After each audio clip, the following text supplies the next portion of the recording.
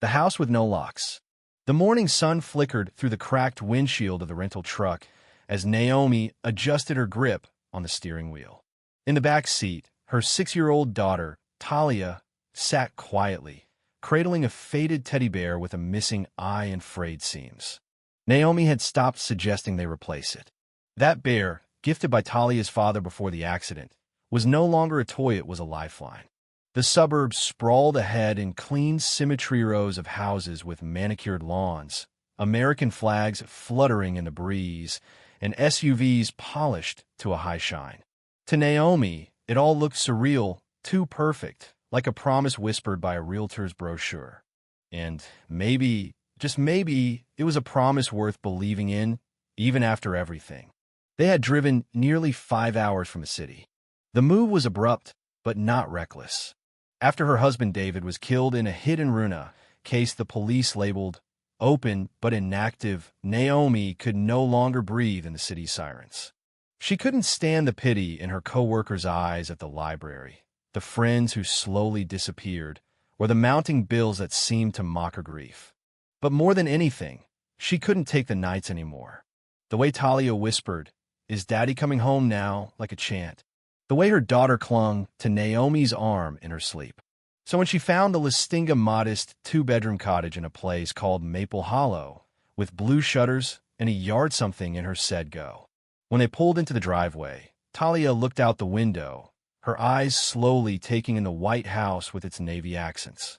Naomi turned off the engine and whispered, "We're here, baby." Talia didn't answer. She simply opened the door, stepped down cautiously, and stared at the house. A dog barked in the distance.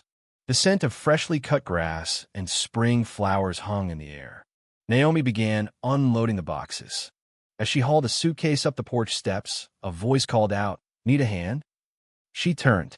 A tall man, probably in his early 50s with graying hair and khakis pressed too neatly, stood at the edge of the lawn.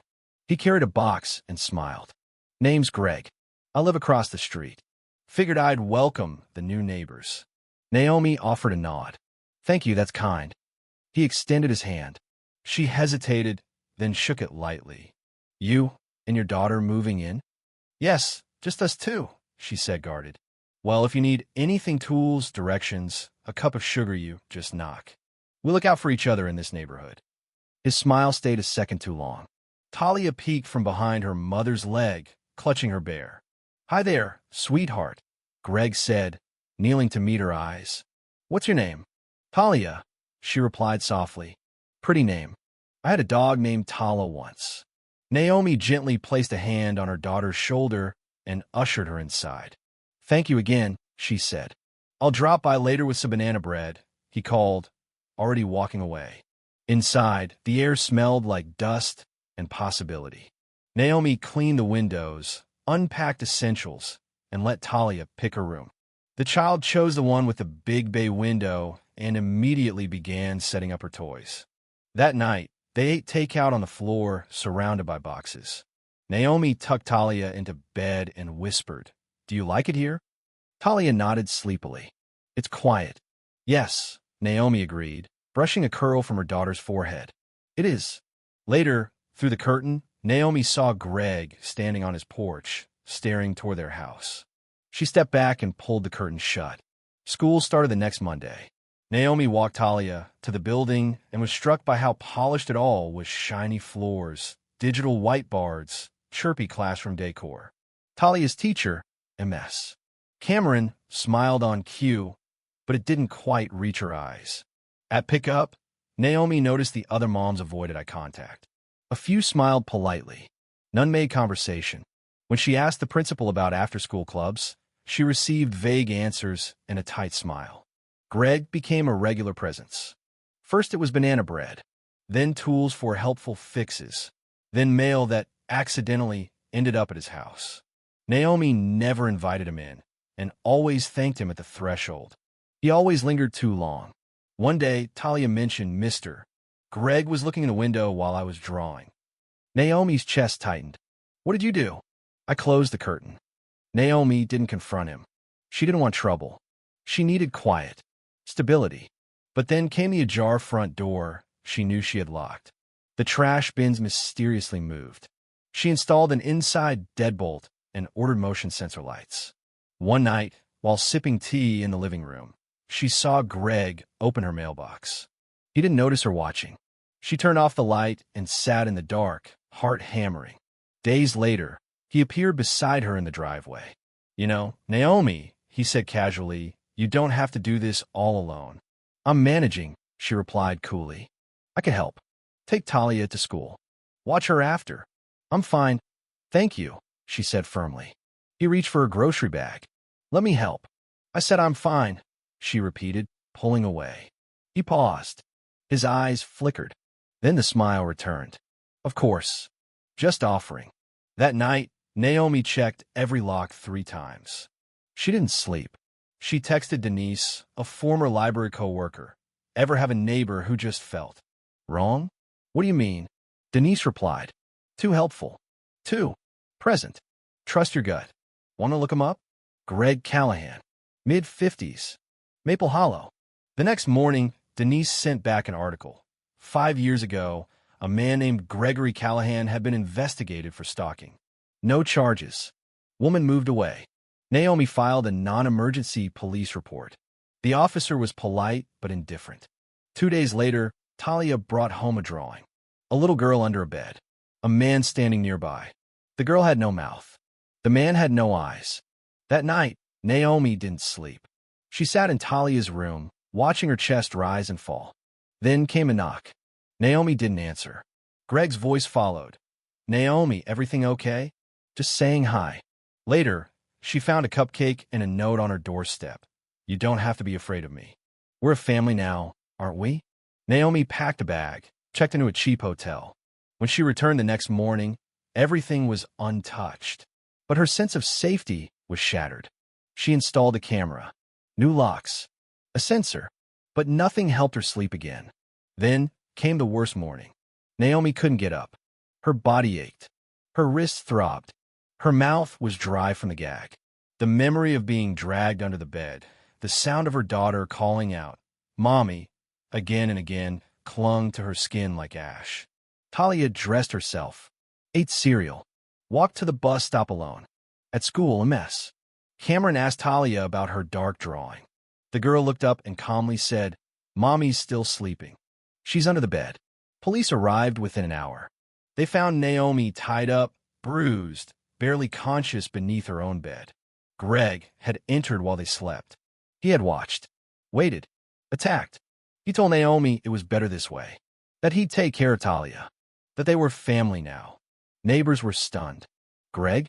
He mows lawns, bakes cookies, but monsters don't always snarl. In his home, police found keepsakes.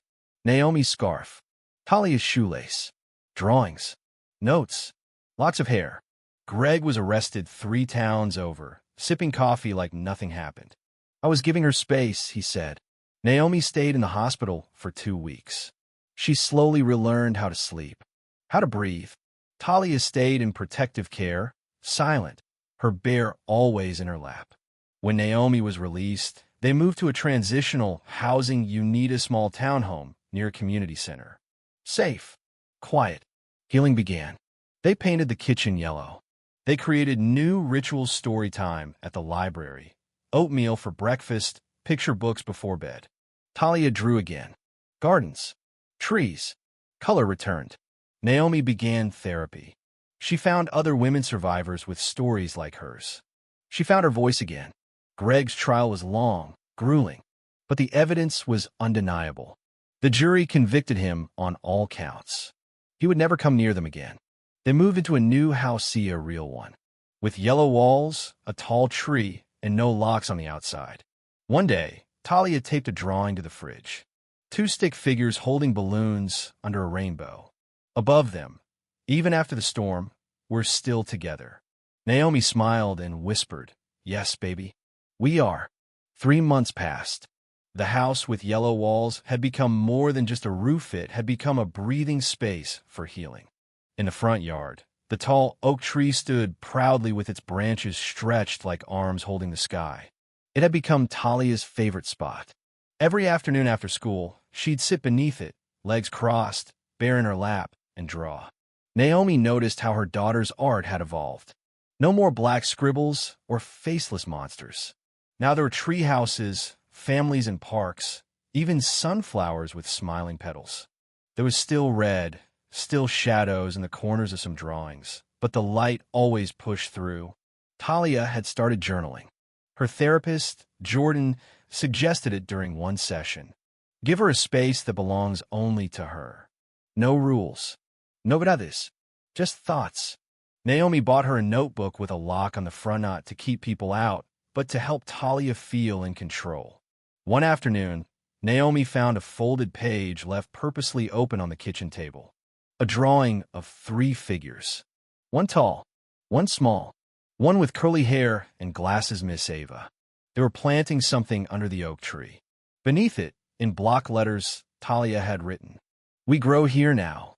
Naomi pressed the paper to her chest and closed her eyes. The town had changed, too. Not visibly, not with banners or signs. But slowly, imperceptibly, hearts were softening. Naomi had started getting nods at the grocery store. The librarian, an older man named Tom, had asked if she considered taking over full-time when school started again. "Kids love your voice," he said. "It calms them." She declined at first, then accepted. Her story had spread not through gossip, but through awareness. Officer Carter, the detective who had stood by her, worked with the local council to start a program called Safe Streets, Open Doors. It taught neighborhood watch volunteers how to spot patterns, what boundary violations look like, and most importantly, how to listen to women when they speak their fear. Naomi spoke at the first meeting. It took everything in her to step up to that podium. She saw faces, some curious, some skeptical, many empathetic. She didn't recite the whole trauma. She simply said, "I'm not here to tell you to be afraid of your neighbors. I'm here to remind you that evil rarely introduces itself in a ski mask. It shows up with banana bread, with friendly smiles. And if you don't listen really l'istento, the gut instincts of the people around you, you might miss it entirely until it's too late. I missed it, but I'm still here. And so is my daughter, because someone finally listened. Let's make sure we always do." The room stood in silence. Then applause. Not thunderous, but sincere. Afterward, a teenage girl approached Naomi outside the community center. She looked no older than 15. Her hair was dyed purple at the ends, her eyes rimmed in nervous eyeliner. "My uncle makes me uncomfortable sometimes," she said softly. "I never told anyone before. I thought maybe it was just me." Naomi gently placed a hand on the girl's shoulder. "Trust yourself," she whispered, "and tell someone who believes you. If you don't have someone, I will." The girl nodded. A seed was planted. Weeks turned to seasons. Talia was thriving at school. Her teacher, Ms. Cameron, who once seemed so distant, now sent weekly updates about her progress. "She's writing stories now," she wrote in one email. "Beautiful ones. About girls who save the world with drawings. About mothers who build castles out of silence. She says they're make-believe, but I don't think they are." At home, Naomi rediscovered herself. She painted. She wrote letters she never sent to David, to her past self, to Greg. She burned the last one in a small fire pit in the backyard. As the flames devoured the paper, Talia stood beside her, holding her mother's hand. "What did you write?" she asked. Naomi stared into the embers. "Goodbye." The trial of Gregory Callahan became a local landmark case. Though it ended with a conviction, it stirred debate how he evaded detection for so long, how his previous victim had been ignored, how charm and race and social status insulated him from suspicion.